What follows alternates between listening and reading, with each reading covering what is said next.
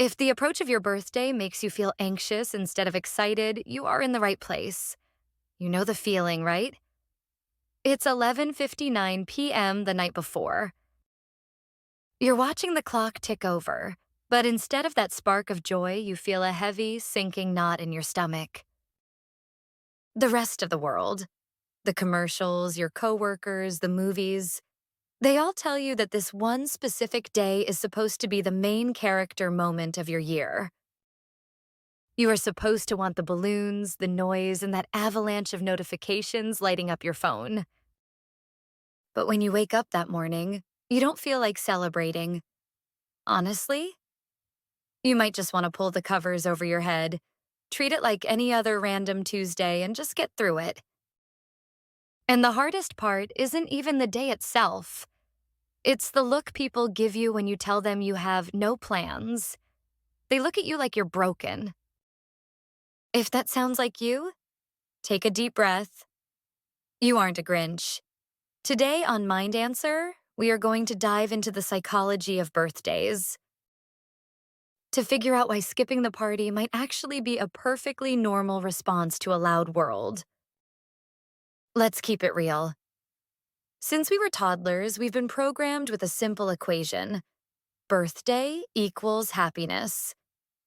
If the math doesn't add up, we think there is a glitch in our system. But for so many of us, the issue isn't getting older. The issue is the birthday anxiety that comes from the pressure to perform. Psychologists often refer to this as emotional labor, the effort it takes to manage your feelings to make others comfortable. It feels like an acting gig, doesn't it? You have to smile at the right time, perform gratitude for gifts you didn't ask for, and manage everyone else's emotions while they try to celebrate you. For many people, this is a major reason why people don't celebrate birthdays. It isn't necessarily about hating joy. It's often about rejecting the exhaustion that comes with that performance. If you value authenticity, a forced celebration creates a sense of dissonance. You might simply prefer a genuine, deep conversation over coffee, rather than a scripted party where you have to pretend everything is perfect. That desire for realness is valid. It often reflects a high value on authenticity and a low tolerance for social performance. Now, let's talk about the energy cost. If we look at introvert psychology, a birthday can feel like a nightmare scenario due to something called the spotlight effect. Psychologists define this as a cognitive bias where we tend to overestimate how much others are actually noticing us. However, on your birthday, that feeling is real. For people who hate being the center of attention, the day cranks that spotlight up to 10. It's not that you don't like people. It's that you are trying to protect your peace. On a normal day, you have boundaries. On your birthday, people feel entitled to crash through them. Your phone blows up and your social battery gets drained within the first hour. This brings us to the realm of social anxiety. Choosing not to celebrate is often a form of emotional self-protection. You are essentially saying, "I will decide when I am available, not the calendar." It is a way to maintain control over your own mental health.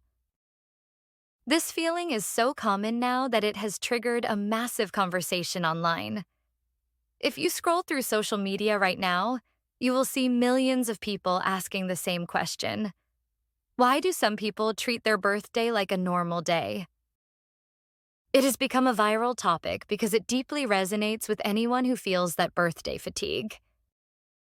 When experts look at the psychology of people who treat their birthday like a normal day, they often find it's a response to how overwhelming modern life has become. We are hyper-connected 24/7. The last thing many of us want is more digital noise on a deadline. When you see a video discussing why birthdays feel uncomfortable, it validates that you aren't alone. We need to look at the psychology of people who don't celebrate their birthday not always as a disorder, but often as a preference for simplicity. You aren't rejecting joy. You are rejecting the chaos that society has attached to that joy. However, to be fair and balanced, we have to acknowledge the other side of the coin. Sometimes the desire to skip the day stems from the birthday blues, a genuine sadness linked to unmet expectations. But often, for people who skip the confetti, it really is just a sign of being self-sufficient. If you don't need a specific date on the calendar to validate your existence. So, here is the bottom line. The next time your birthday rolls around, if you want to turn off your phone, order a large pizza, and binge watch your favorite show by yourself, do it. You aren't missing out. You are honoring your needs. After all, self-awareness is a better gift than any surprise party. Now, listen, I'm not saying you're forbidden from having fun. If you want to throw a party for your cat or eat a whole cake in silence, I fully support that journey. But since you're already here, hanging out with me, why not give that subscribe button a gentle tap? It's much quieter than a party blower. This is Mind Answer. See you in the next one.